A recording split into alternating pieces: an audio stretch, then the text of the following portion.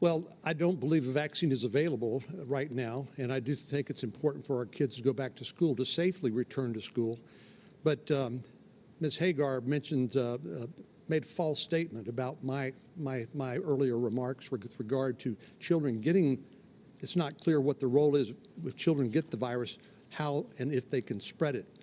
We've learned a lot, as I've said, from the beginning of this virus, and we now know that kids can get it, and they can spread it to people who are vulnerable. That's why it's important to protect the most vulnerable people.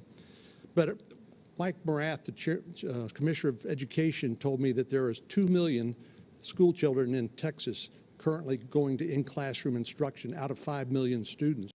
And I support kids going to school when they can safely do so in consultation with their parents, because one of the biggest problems is poor children who don't have access to broadband or the internet are falling farther and farther behind, and that's a human tragedy. If there were a vaccine available today, Senator Cornyn, and it is approved, would you require a mandate for children to get it before they can go back to the classroom? I think the people who should get the vaccine first are the people who are most likely to die if they get COVID-19, which means people over 80 and people with underlying chronic illnesses. 99% roughly of the people who get the virus are going to recover.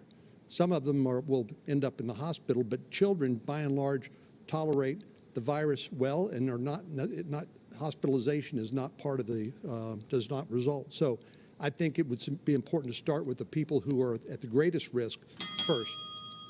Sally, I can't allow that misinformation to go out because I'll give you people 30. make decisions based on the things that people that they respect say.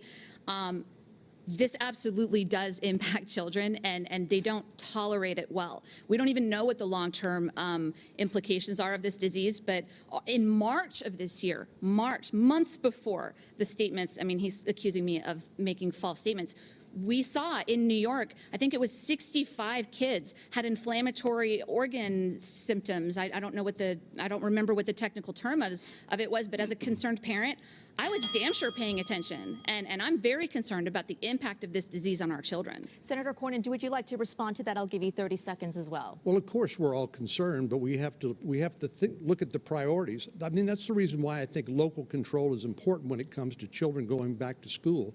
And because it has to be done when the parents and the teachers are comfortable with them safely reentering the school.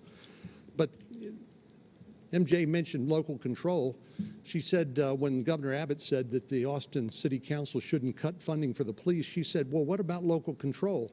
In other words, she tacitly agreed that defunding the police was okay. I don't tacitly do anything. She and I couldn't be more different in that regard. I do not agree with that. I didn't tacitly do anything. And I promise we'll get to that topic coming up. I'm a very tacit person. Okay.